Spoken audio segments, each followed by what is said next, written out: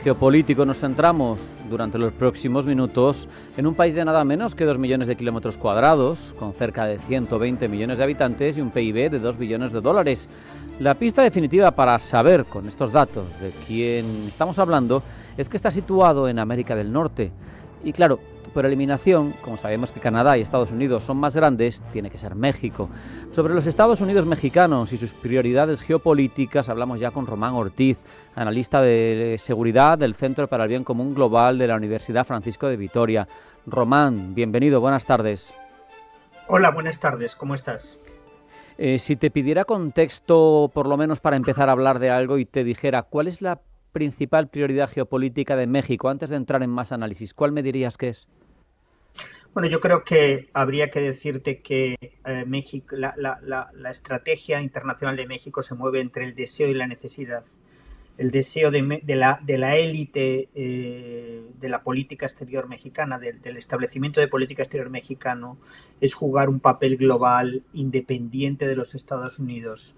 La necesidad es estar alineado con los Estados Unidos por muchas razones, pero de una manera muy fundamental por los enormes intereses económicos que unen a los dos países, ¿verdad? Entonces, te diría que la prioridad número uno es tener unas buenas relaciones con Estados Unidos. El deseo es otra cosa, ¿verdad? Claro, pero precisamente, Román, la administración Trump ahora mismo no está precisamente a buenas con México. Pone mucho énfasis en cuestiones como la lucha contra el narcotráfico, contra el tráfico de personas desde México.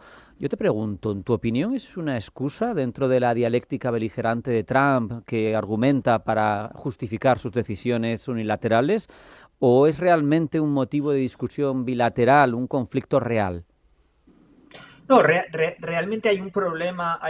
La relación con México históricamente ha tenido dos problemas claves, al menos.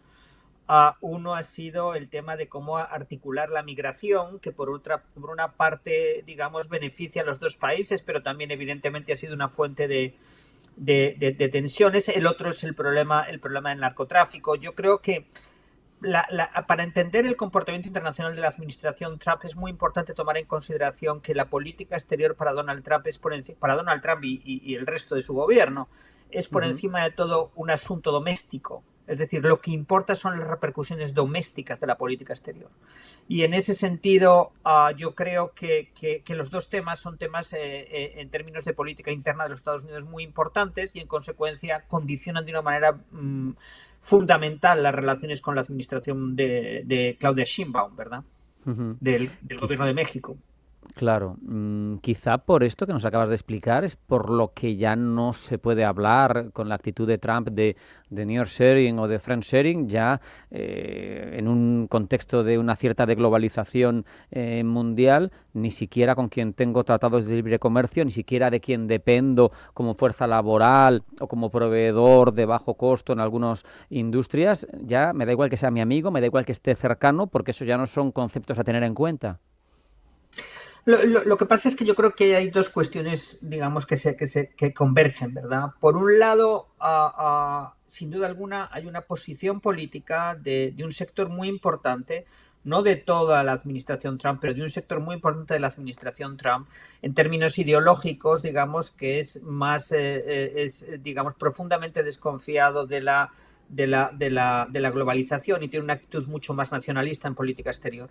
Pero por otra parte hay también unos problemas reales, hay unos problemas prácticos. Y el asunto es que México ha sido utilizado particularmente por la República Popular China como un trampolín para entrar dentro del mercado de los Estados Unidos. Entonces, de alguna manera, las relaciones comerciales entre los Estados Unidos y México, dentro del Tratado de Libre Comercio que une a los dos países, han estado condicionadas y que China está utilizando México para penetrar el mercado norteamericano después de que los Estados Unidos, primero con Trump, pero luego también con Biden, que mantuvo el arancel, ha tratado de prevenir la penetración china en el mercado norteamericano y limitar las relaciones comerciales con Beijing. Claro. Por otro lado, volviendo, Román, a la delincuencia a gran escala que hay en México y que termina convirtiéndose en un riesgo para su seguridad nacional, Yo te pregunto desde fuera, como analista, como experto, ¿cómo se puede atacar cuando es tan transversal y sobre todo cuando ningún ejecutivo, ni los seculares del PRI antiguos, ni la mano dura de Peña Nieto, ni el abrazo o la caricia de López Obrador están funcionando? Ningún ejecutivo ha podido con ello.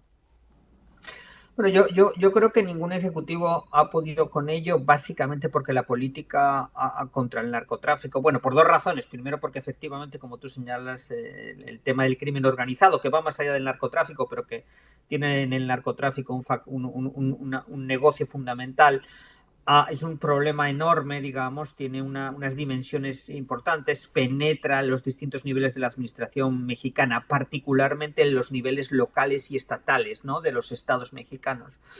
Pero el segundo problema es que la política de lucha contra el crimen organizado, como tú señalabas, ha dado unos enormes bandazos, unos bandazos radicales.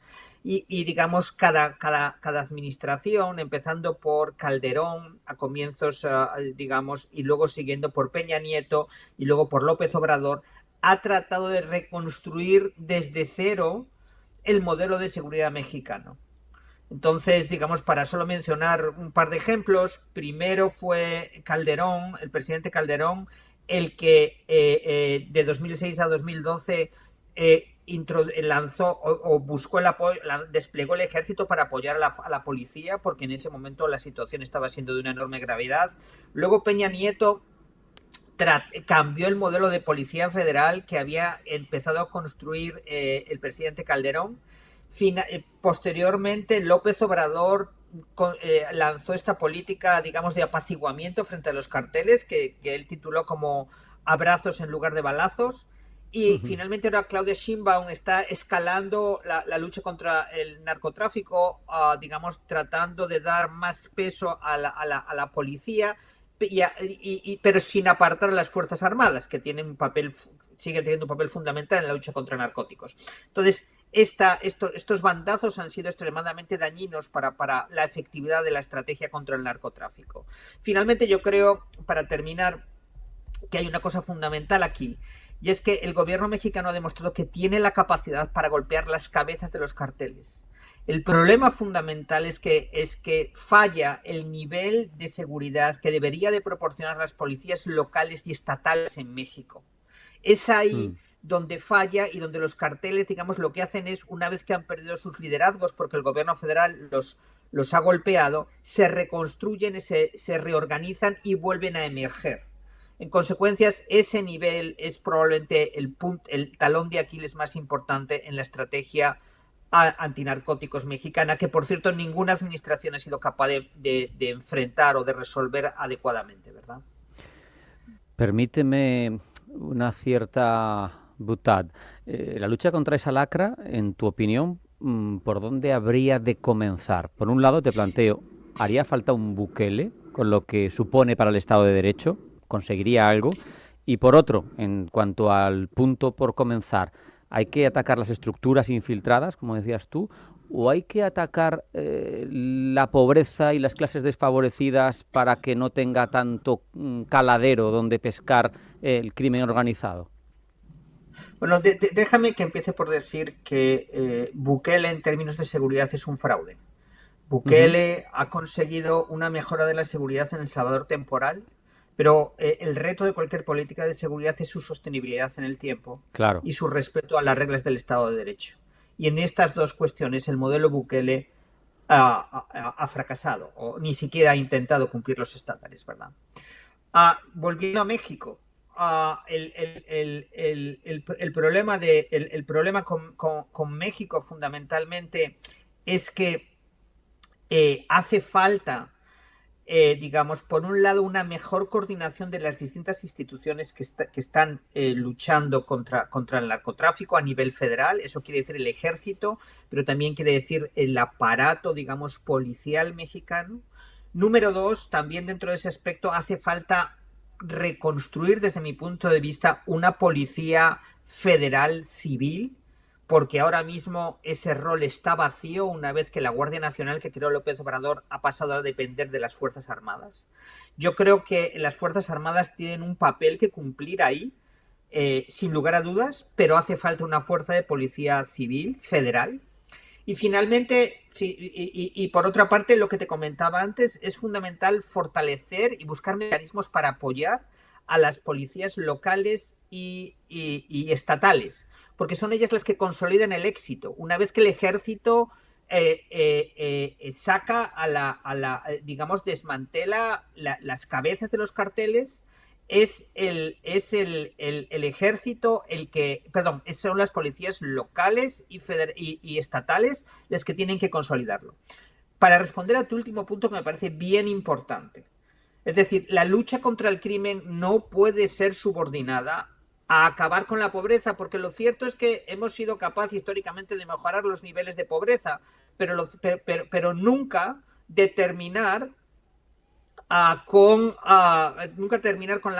la pobreza. Entonces, el asunto es que, sin lugar a dudas, es importante intervenir ciertas comunidades que sirven de caldo de cultivo para la lucha contra el crimen organizado, a intervenirlas proporcionándoles mejores condiciones de vida y, de alguna manera, limitando los factores que alimentan facilitan el reclutamiento y la consolidación del crimen organizado en esos espacios, pero no es ni el factor crítico ni ni un elemento, digamos, que sí pueda servir de excusa para no tomar otras medidas. Lo que hace falta es una estrategia comprensiva que combine medidas sociales, sin lugar a dudas, pero también medidas policiales y, en algunos casos, medidas militares, porque los carteles mexicanos, déjame que termine con esto, están utilizando vehículos blindados y drones dentro de sus operaciones. Entonces, esto es algo más que un problema policial convencional, ¿verdad?